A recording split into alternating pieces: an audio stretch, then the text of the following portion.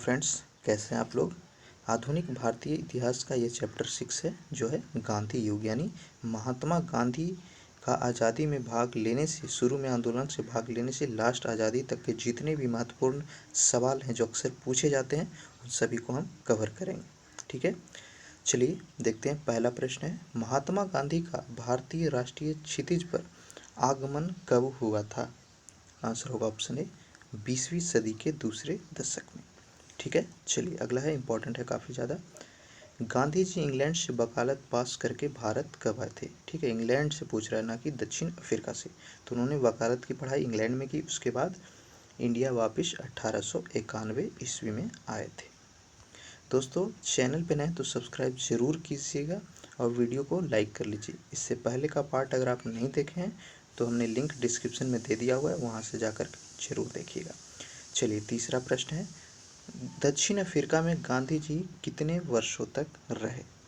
अगर आप हमारा गांधी युग का जो क्लास का वीडियो है महत्वपूर्ण पॉइंट का, वो देखे होंगे तो ज़रूर सही कर पा रहे होंगे।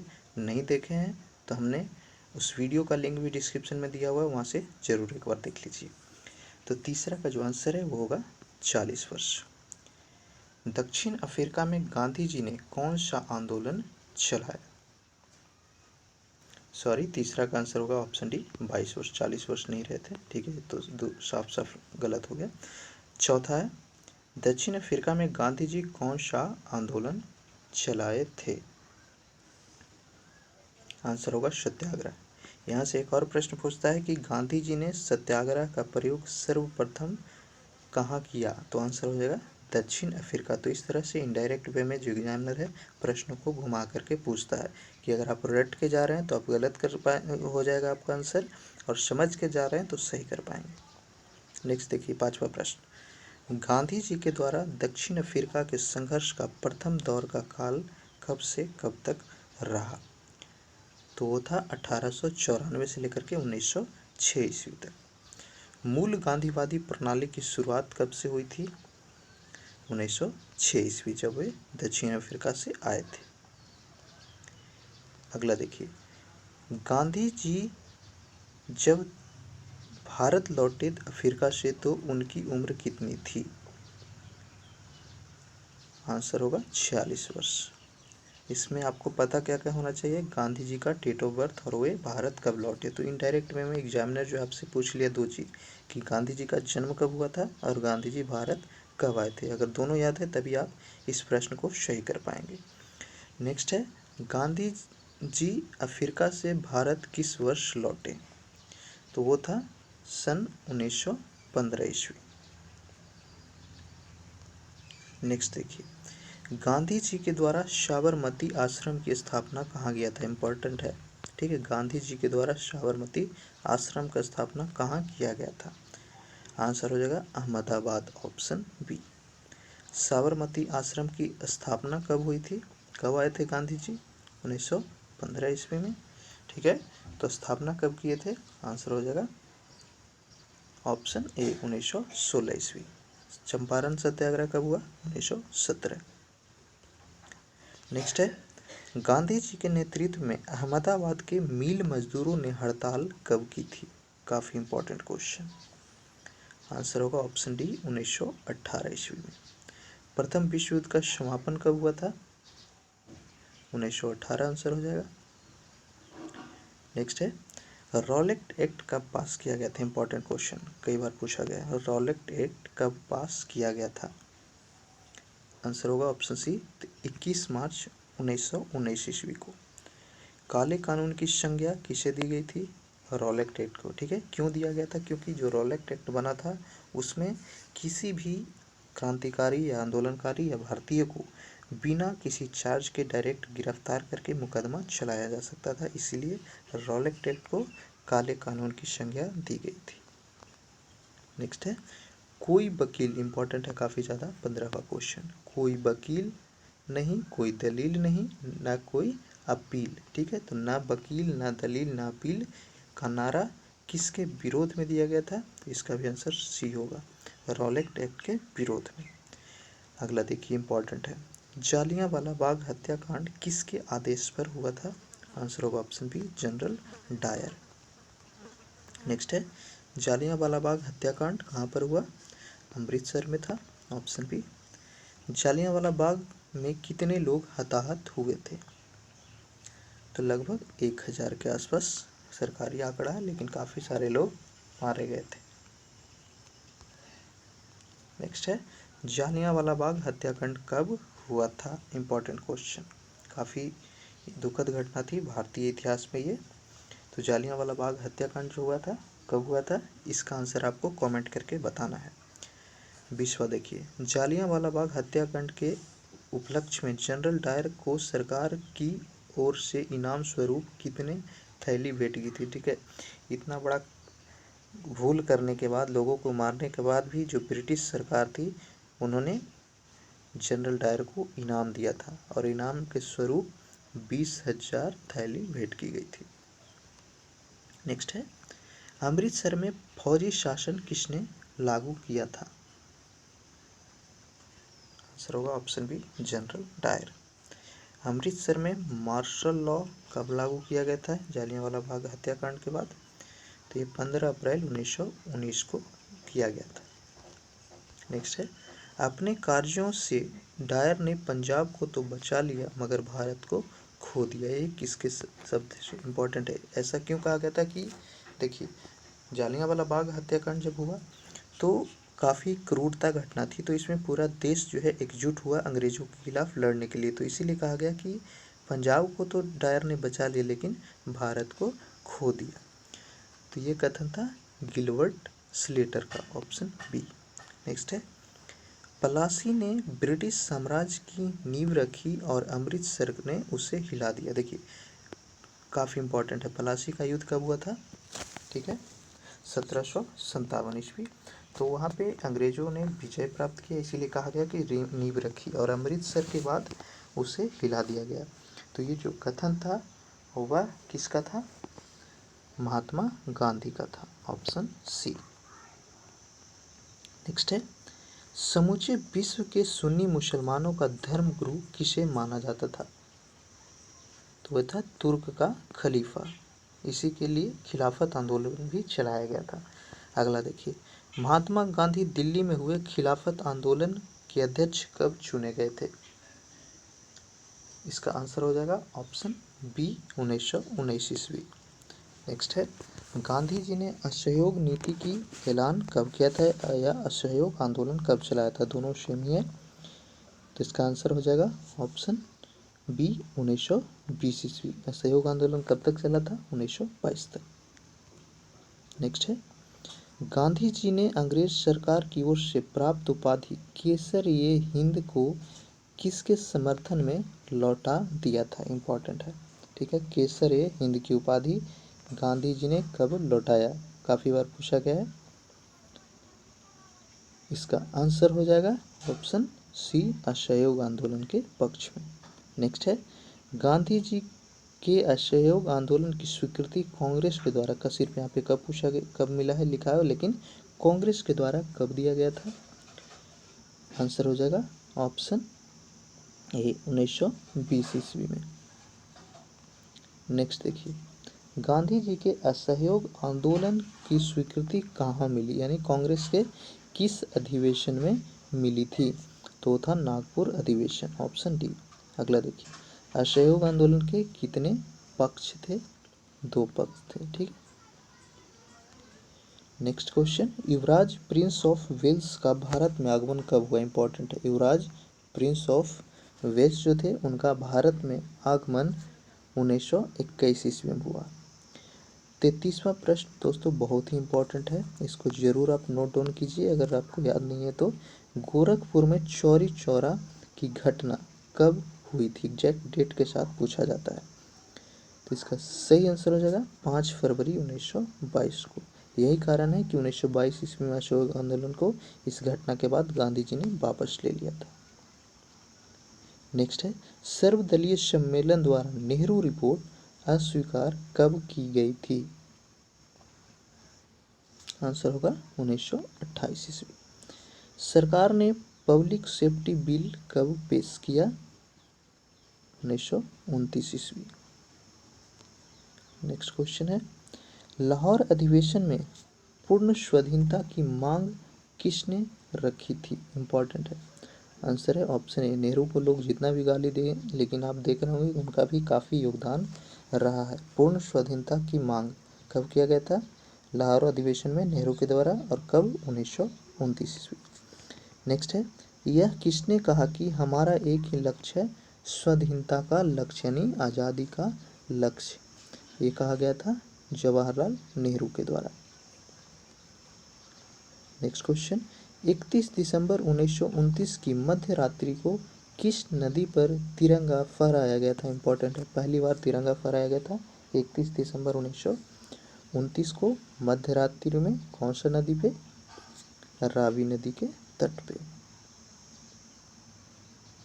नेक्स्ट है, कांग्रेस वर्किंग कमेटी ने गांधी जी को सविनय अवज्ञा आंदोलन का अधिकार कब दिया था? आंसर हो जाएगा फरवरी 1930। नेक्स्ट है इंपॉर्टेंट क्वेश्चन, किस अधिवेशन से प्रभावित होकर अब्दुल गाफर खान ने कांग्रेस में शामिल होने का निश्चय किया था? ये था लाहौर अधिवेशन। कब हुई थी? 1929 ईस्वी। अध्यक्ष कौन थे? जवाहरलाल नेहरू। नेक्स्ट है, गांधी जी ने दांडी के लिए प्रस्थान कब किया? इंपॉर्टेंट है, कई बार पूछा गया है। गांधी जी ने दांडी के लिए प्रस्थान कब किया था? आंसर हुआ 12 मार्च 1930 को। साबरमती आश्रम से दांडी की दूरी कितनी थी? 200 किलोमीटर। नेक्स्ट है, जब गांधी जी ने दांडी को प्रस्थान किया तो उनके साथ कितने सहयोगी थे? इम्पोर्टेंट क्वेश्चन है, ठीक है। जब गांधी जी शुरू की दांडी तो उनके साथ कितने सहयोगी थे यानी कितने लोग थे? तो आंसर होगा ऑप्शन ए 79। गांधी जी दांडी कब पहुंचे थे? शुरू कब किया था? 12 मार्च 1930 को। और वे दांडी कब पहुंचे? आंसर हो जाएगा 5 अप्रैल 1930। नेक्स्ट है, अगस्त प्रस्ताव कहाँ पेश किया गया? इंपॉर्टेंट क्वेश्चन, ठीक है। अगस्त प्रस्ताव यानी अगस्त ऑफर बॉम्बे में पेश किया गया था। कब? गेस कीजिए इसका आंसर, आपको पता है तो कमेंट कीजिएगा। तो अगस्त प्रस्ताव जो है वह 7 अगस्त 1942 को पेश किया गया था। कब? 7 अगस्त 1942। नेक्स्ट है, गांधी जी ने यह कब कहा कि मैं तुरंत स्वतंत्रता चाहता हूँ, अगर हो सके तो आज रात को ही? ये कथन उन्होंने 8 अगस्त 1942 को कहा था। नेक्स्ट देखिए, 9 अगस्त 1942 को गांधी जी को गिरफ्तार करने के बाद कहाँ कैद में रखा गया था? इंपॉर्टेंट क्वेश्चन, 9 अगस्त 1942 को उन्हें गिरफ्तार करके किस जेल में रखा गया था? तो वो था पूना जेल। नेक्स्ट है, 9 अगस्त 1942 सेम रिपीट हो गया, ठीक है। चलिए अगला देखिए, जहां गांधी जी को कैद किया गया उस स्थान का नाम क्या था? इंपॉर्टेंट क्वेश्चन है, पूछा जा चुका है ये। तो उसका नाम था आगा खां पैलेस। नेक्स्ट देखिए, आज़ाद दस्ते का गठन किसके द्वारा किया गया? Jayaprakash Narayan, option B. अगला प्रश्न, मुस्लिम लीग ने भारत छोड़ो आंदोलन के जवाब में क्या नारा दिया? इंपॉर्टेंट है, भारत छोड़ो नारे के साथ मुस्लिम लीग का क्या था? इंपॉर्टेंट क्वेश्चन है, आपको पता होना चाहिए, आप तैयारी कर रहे हैं तो। आंसर हो जाएगा बांटो और भागो, ठीक है। बांटो और भागो। लोग बोलते हैं कि महात्मा गांधी ने बंटवारा किया, जवाहरलाल नेहरू ने बंटवारा किया, लेकिन आप इतिहास को अच्छे से पढ़िए। मुस्लिम लीग का लक्ष्य ही था कि एक अलग मुस्लिम प्रधान देश उन्हें चाहिए। नेक्स्ट है, असहयोग आंदोलन में मुस्लिम लीग ने सहयोग दिया था या नहीं? आंसर होगा ऑप्शन बी, असहयोग आंदोलन के खिलाफ थे मुस्लिम। नेक्स्ट है, मुस्लिम लीग के साथ ही एक पार्टी और थी जिसने असहयोग आंदोलन में समर्थन नहीं किया, तो वो था कम्युनिस्ट पार्टी। नेक्स्ट है, स्वतंत्रता संग्राम के लिए समाजवादी आंदोलन का जन्म कब हुआ था? आंसर होगा ऑप्शन डी, 20वीं सदी के तीसरे दशक में। इतना इम्पोर्टेंट नहीं है, ठीक है। चलिए नेक्स्ट देखते हैं, अखिल भारतीय समाजवादी सम्मेलन की स्थापना किसने की? इंपॉर्टेंट क्वेश्चन, इसका आंसर होगा ऑप्शन सी, जयप्रकाश नारायण के द्वारा। जयप्रकाश नारायण ने अखिल भारतीय समाजवादी सम्मेलन का गठन कब किया था? आंसर हो जाएगा ऑप्शन ए मई 1934 में। नेक्स्ट है, जयप्रकाश नारायण ने उक्त सम्मेलन, ठीक है, यानी समाजवादी सम्मेलन की स्थापना कहाँ की थी? कब, कहाँ और किसके द्वारा? तीनों क्वेश्चन यहाँ पे कवर हो गया। तो इसकी स्थापना उनके द्वारा किया गया था पटना में, ठीक है। तो बिहार के सारे एग्जाम्स के लिए काफ़ी इंपॉर्टेंट है। नेक्स्ट देखिए, भारत में श्रमिक वर्ग का जन्म कब हुआ था? आंसर होगा 1853 के समय। नेक्स्ट है, हिंदुस्तान की कम्युनिस्ट पार्टी का गठन कब हुआ? इंपॉर्टेंट क्वेश्चन है, ठीक है। हिंदुस्तान की कम्युनिस्ट पार्टी का जन्म यानी गठन या फिर स्थापना सेम ही हुआ, ठीक है। तो ये कब किया गया था? इसका आंसर हो जाएगा 17 अक्टूबर 1920 को। किसके द्वारा? इसके संस्थापक कौन थे? आंसर होगा option B M N. Roy. Next देखिए, हिंदुस्तान की कम्युनिस्ट पार्टी की स्थापना कहाँ पर हुई थी? आंसर होगा ताशकंद। साम्यवादी दल कब अस्तित्व में आया? 62वां क्वेश्चन। साम्यवादी दल कब अस्तित्व में आया, फिर इसका गठन कब हुआ? आंसर हो जाएगा 1925 ईस्वी में। नेक्स्ट है, भारतीय जनमानस में समाजवादी और साम्यवादी विचारधारा का फैलाव कब से शुरू हुआ था? ये 1922 से हुआ। नेक्स्ट देखिए, 1942 से लेकर के 1945 तक का समय भारतीय राजनीति के लिए क्या कहा जाता है? उसे निष्क्रिय कहा गया है, ठीक है। किसके लिहाज से? राजनीति के लिहाज से। नेक्स्ट देखिए, सुभाष चंद्र बोस का जन्म कहाँ पर हुआ था? कटक। कहाँ पे है? उड़ीसा में है। कब हुआ था सुभाष चंद्र बोस का जन्म? 23 जनवरी 1897 को, ठीक है, 23 जनवरी 1897 को।